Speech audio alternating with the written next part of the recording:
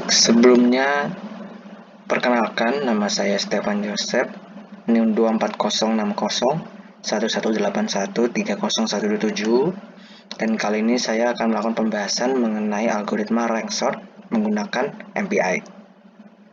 Jadi untuk algoritma rank sort ini nanti berfungsi untuk kita melakukan pensortiran, kemudian kita melakukan rank dan juga order. Kita mulai dari yang pertama, ini kita memasukkan library yang kita butuhkan. Jadi library di sini ada include stdlib.h, kemudian stdio.h, kemudian ada systime ini untuk melakukan penghitungan waktu, dan juga tentunya adalah algoritma mpi.h. Kemudian kita mulai dari algoritma yang pertama. Jadi yang pertama ini ada integer main. Jadi nanti akan run melalui terminal atau command prompt, dan nanti kita akan yang dibutuhkan ini adalah untuk argumen count dan juga argumen dari variabel dalam suatu array. Jadi di sini ada count-nya itu berupa integer, dan juga ini array ini berupa char atau karakter. Pertama-tama kita mendefinisikan terlebih dahulu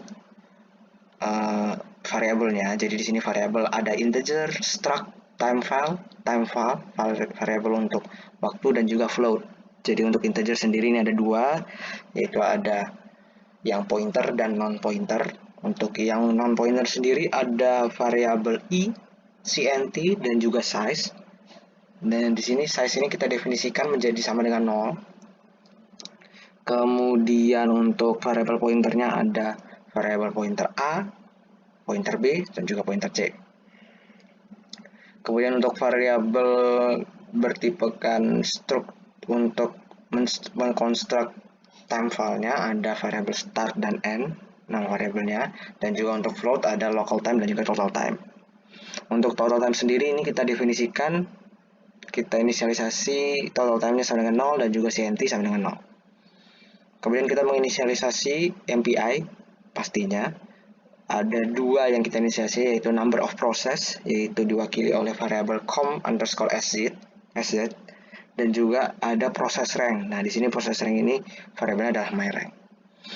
Kemudian tidak lupa juga kita memberikan definisi kita melakukan MPI init initialization, kemudian kita menghitung com size-nya dan juga rank-nya. Jadi size dan rank-nya kita hitung dan kita masukkan ke dalam variabel yang tadi kita sudah definisikan di awal. Baik, untuk kondisi pertama, jadi di sini kondisi pertama adalah kita melakukan sorting terlebih dahulu, kemudian melakukan rank dan juga order. Di sini ada kondisi di mana myRank sama dengan 0. Jadi nanti di sini ada beberapa yang kondisi myRank sama dengan 0 seperti di sini, kemudian di sini, kemudian ada lagi di sini ya. Kemudian ada lagi di bawah sini, myRank sama dengan 0. Kemudian ada lagi di sini. Nah, jadi kita mulai dari yang pertama, myRank sama dengan 0 untuk umum. Itu kita melakukan melakukan print atau menampilkan tulisan rank sort MPI outer loop. Jadi ini untuk melakukan looping. Kemudian kita melakukan cek dari command line yang sudah kita jalankan tadi. Jika argumen count-nya itu tidak sama dengan 2, maka masuk ke dalam kondisi ini, di mana ada kondisi lagi. Jika myRank sama dengan 0, jadi jika rank tadi kita itu sama dengan 0, maka dia akan melakukan aksi print dengan perkataan atau kalimat usage.2%s number of elements. Jadi di sini nanti akan melakukan print, yaitu usage number of elementnya dari argumen variabel index ke 0. Jika myRank tidak sama dengan 0, maka dia langsung melakukan MPI finalize dan juga dia akan exit. Kemudian kondisi yang kedua adalah jika size kurang dari 1, maka melakukan kondisi ini. Tetapi sebelum itu kita akan menghitung terlebih dahulu size-nya ini apa. Jadi di awal tadi kita melakukan inisialisasi bahwa size sama dengan 0. Kemudian kita redefine ulang. Jadi size ini kita masukkan nilainya adalah atoi, argumen variabel dari indeks pertama. Jadi nanti indeks pertama ini variabel ini akan di-convert menjadi integer dan akan dimasukkan ke dalam variabel integer yang berjudul size. Kemudian kita lanjut ke yang tadi sebelumnya, yaitu parameter ini. Jika dia size-nya kurang dari 1, masuk ke dalam sini, dan ada kondisi lagi, jika dia my rank-nya itu sama dengan 0, dia akan melakukan print number of element must be at least 1. Jadi kalau misalnya number of elements-nya itu lebih dari 1, maka dia tidak akan melakukan ini dan langsung melakukan finalize dan exit. Setelah kita melakukan cek pada command line, kita melakukan alokasi pada array. Jadi alokasi pada array ini kita punya 3 pointer yang tadi kita sudah definisikan di awal. Ada pointer A, B, dan C. Jadi masing-masing akan dimasukkan integer dari size dan size of integer. Jadi nanti akan dimasukkan ke masing-masing A, B, C dan dilakukan pengecekan. Apakah A sama dengan 0, A sama dengan 0, atau B sama dengan 0. Jika memenuhi salah satu, A sama dengan 0 atau B sama dengan 0, maka dia akan langsung masuk ke dalam kondisi ini, di mana jika my rank-nya sama dengan 0, dia melaporkan bahwa could not allocate array-nya, dan ini adalah error. Kemudian jika dia my rank-nya tidak sama dengan 0, masuk ke dalam MP finalize, bukan masuk ya, melakukan finalisasi dan dia akan melakukan exit.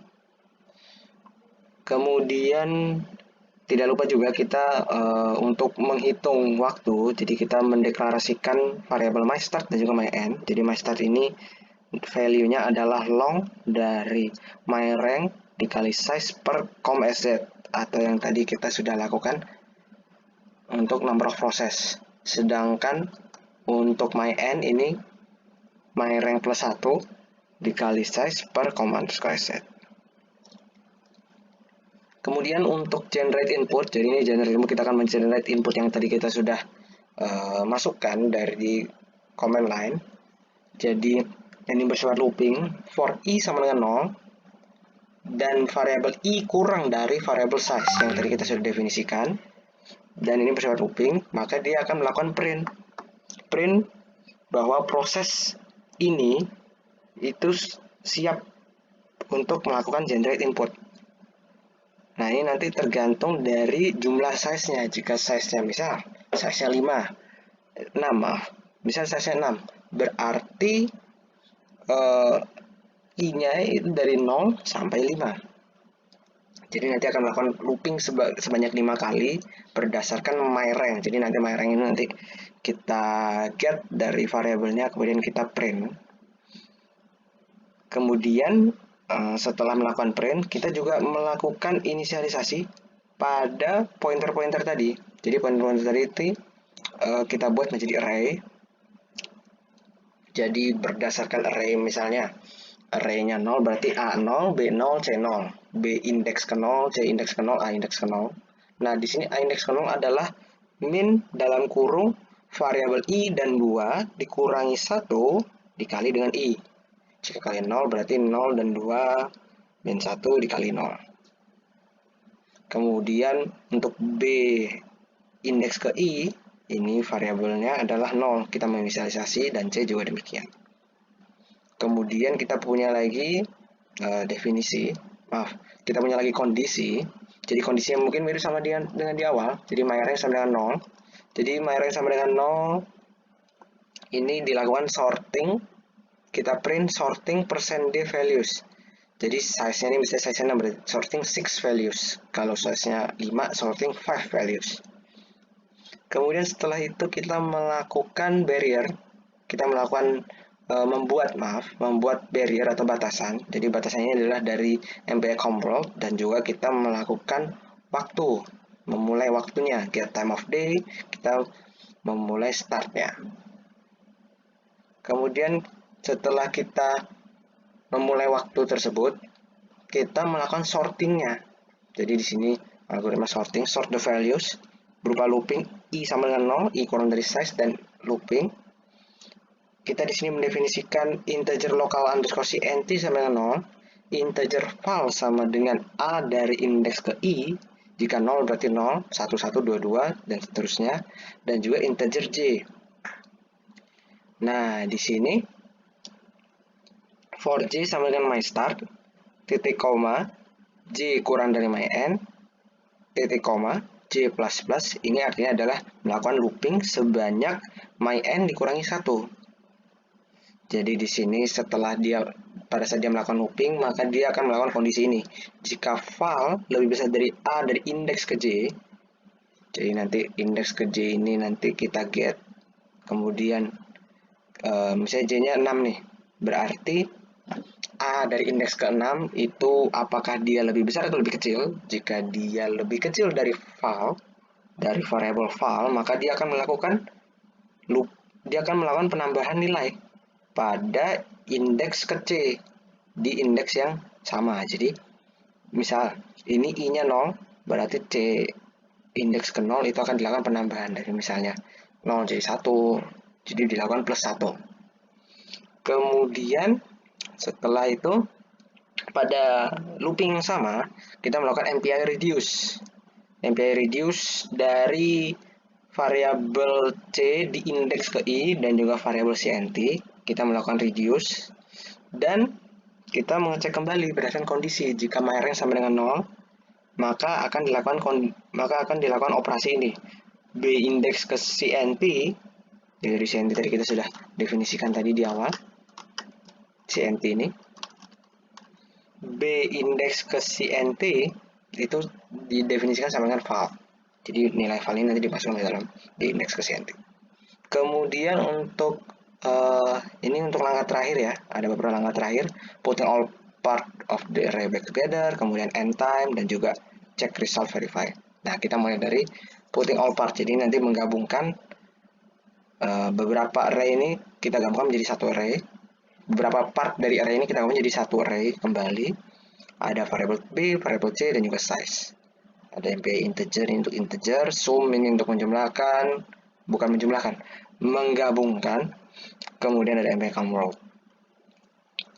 Kemudian ini kita melakukan stop pada waktu, jadi kita menghentikan waktu, get time of day dari variabel n, kita save n-nya, dan kita memasukkan value pada local time itu adalah n.tv_second ditambah n.tv_u_second per 1 juta dikurangi start.tv_second min start.tv_u_second per 1 juta. Jadi di sini ada n dikurangi start. Inti simpelnya seperti itu. Kemudian ada if my_rank, di sini ada kondisi if my_rank tidak sama dengan 0, maka dia akan melakukan MPI all reduce pada local time dan juga total time. Kemudian jika my_rank-nya sama dengan 0, maka dia akan melakukan all reduce juga, kembali sama seperti ini, ditambah dengan printf. Jadi sini artinya my_rank sama 0 ini sudah final atau operasi sudah selesai. Jadi di sini dihitung waktunya runtime sama dengan %.41f. Nah, ini maksudnya adalah float. Jadi total time ini kan float ya tadi ya.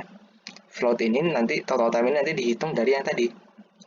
Total time di sini itu mirip sama dengan local time, n.tv dan segala macam.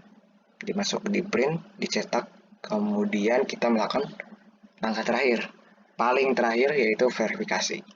Jadi verifikasi hasil di sini kita mendefinisikan variabel i sama dengan 1, kemudian melakukan pengecekan kondisi. Jika my_rank sama dengan 0 artinya sudah selesai, maka dia akan melakukan check result pada sortnya. Kemudian kita melakukan definisi variabel u yang bertipekan integer, dan kita melakukan looping. Jika u sama dengan 0, u kurang dari size, maka dilakukan pencetakan. Jadi ada pencetakan dengan kalimat C dari indeks ke U. Jadi di sini C ini dari indeks ke U itu sama dengan U. Persen D, ini berarti desimal ya. Kemudian dilakukan juga dalam looping yang sama, while ini di looping yang berbeda ya, ini bukan tidak termasuk dalam looping. Jadi while i kurang dari size dan c dari indeksnya i kurang 1, jadi nanti i kurang 1 dulu baru diindekskan di C, itu kurang dari C dari indeks ke I, maka dia akan melakukan pertambahan nilai pada I. Jadi pertamanya plus 1, dan ada kondisi terakhir.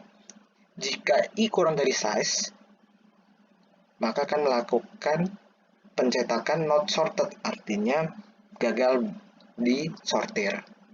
Selebihnya, jika I-nya itu sama dengan size, maka dia akan melakukan pencetakan sorted, artinya berhasil disortir. Kemudian terakhir MPI finalize, dan kita membebaskan pointer-pointer yang tadi kita sudah keep ya di memori. Kita bebaskan pointer A, pointer B, pointer C, dan juga kita return hasilnya.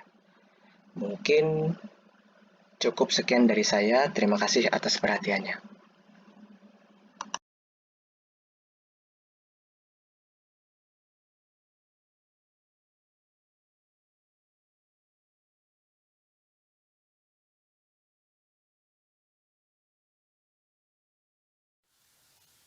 Selamat malam, perkenalkan nama saya Ngalus Maradovi. Di sini saya akan menjelaskan algoritma K-means penerapan MPI file ke-7 dari tugas KTP.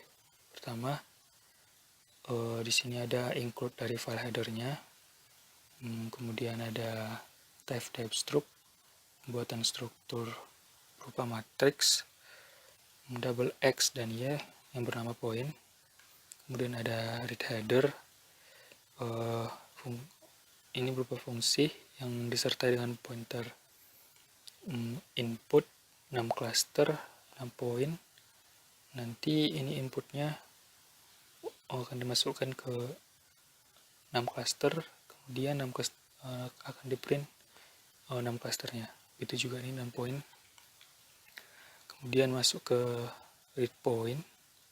Nah, read point ini gunanya untuk pemetaan pada inputan-inputan tadi untuk X-nya.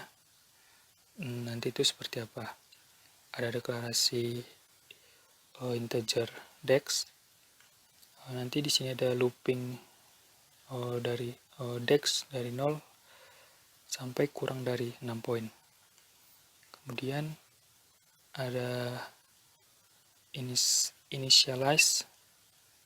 Ini gunanya untuk menginisialisasi centroidnya. Nanti returnnya itu array of centroid. Di sini ada strand time. Ini gunanya untuk menghitung waktu. Ada looping untuk pemetaan centroid X, Y-nya. Kemudian masuk ke reset data. Nah, reset data ini semua cluster array-nya menjadi -1. Di sini ada inputan data dan inputan 6 poin. Kemudian di sini ada looping untuk menghasilkan data index ke dex.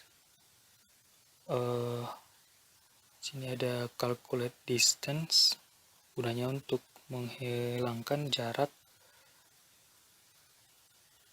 dengan input poin 1 dan 2 yang nantinya akan dikalkulat.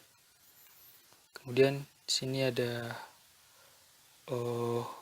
who is your daddy. Ini who is your daddy ini gunanya untuk mencari siapa sih yang lebih dekat gitu. Sini ada 2 poin. Satu sebagai pointer, satunya sebagai inputan biasa. Centroid di sini untuk klasterisasi, dan 6 centroid adalah jumlah dari klasterisasinya. Di sini ada 2 integer dan 2 double. Ada min distance. Ini min distance ini yang didapatkan dari fungsi sebelumnya. Di sini ada looping. Looping ini untuk kondisi di mana min distance lebih besar sama dengan distance, maka dd itu sama dengan dex. Maka poin akan diletakkan dekat si dd.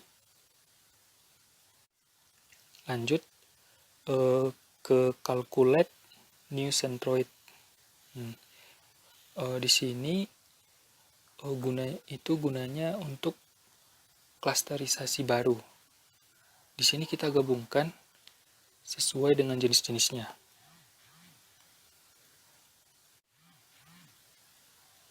Untuk inputannya ada 6 cluster dan 6 poin.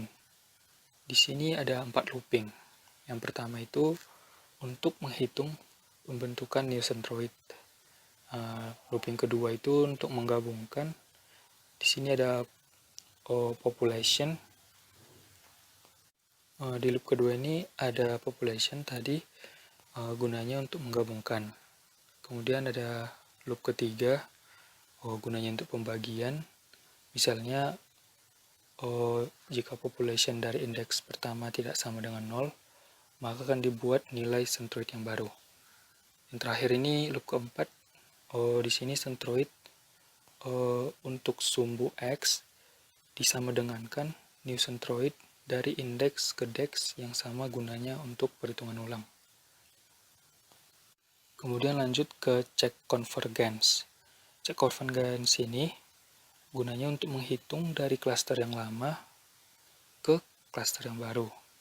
Di sini ada looping, itu dimana jika klaster yang lama tidak sama dengan yang baru, maka akan diberikan return -1. Jika sama, maka returnnya 0. Kemudian lanjut ke fungsi main, yaitu utama, dengan input arc count sama arc variable.